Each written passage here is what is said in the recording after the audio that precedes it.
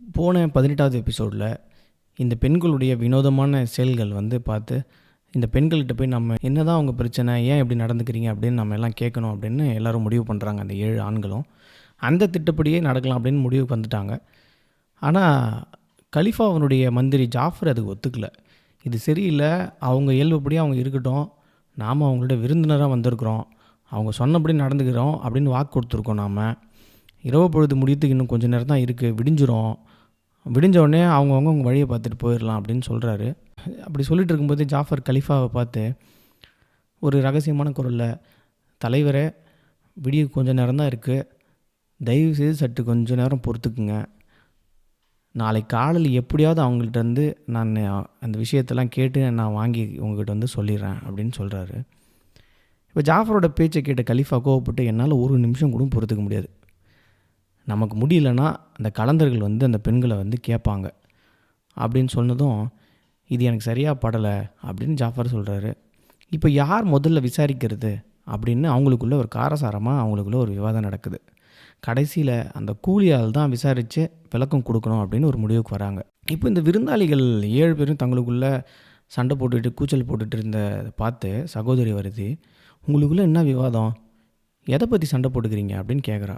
அதுக்கு அந்த கூலி நீங்கள் இந்த பெட்டை நாய்களை அடிச்சிங்க, அடிச்சுட்டு கட்டி பிடிச்சிட்டு அழுதிங்க, அழுது முடிச்சதுக்கப்புறம் உங்கள் சகோதரோட உடலில் அடி வாங்கினதுக்கான வடுக்கள் இருக்குது அப்படின்னு எங்களுக்கு பார்த்து அதை பற்றி தெரிஞ்சுக்கிறதுக்கு எங்களுக்கு ரொம்ப ஆவலாக இருக்குது அப்படின்னு சொல்கிறான். அதை கேட்டு அவள் இந்த விருந்தினர்கள் பக்கம் திரும்பி, இவன் சொல்கிறது உண்மையா அப்படின்னு கேட்குறா.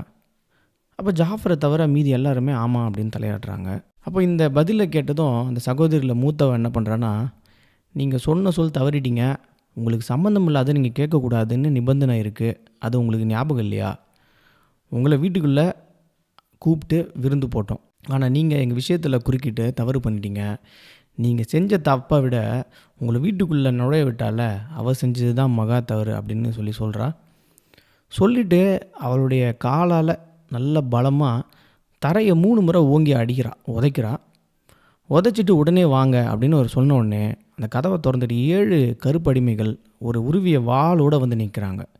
இப்போ அந்த 7 கருப்பு அடிமைகளும் இந்த 7 நபர்களை அப்படியே கைகளை கட்டி அப்படியே இழுத்துட்டு அந்த மாளிகையினுடைய நடுவில் எடுத்துகிட்டு போடுறாங்க. போட்டுட்டு அந்த வாளை தூக்கி பிடிச்சி, எஜமானி அவர்களை இவங்களுடைய தலையை சீவறதுக்கு உத்தரவு கொடுங்க அப்படின்னு சொல்கிறான். அதுக்கு அந்த மூத்தவன் என்ன பண்ணுறான்னா, வெயிட் பண்ணு, நான் இவங்களோட தலையை சீவறதுக்கு முன்னாடி கொஞ்சம் விசாரிச்சுக்கிறேன் அப்படின்னு சொல்கிறான்.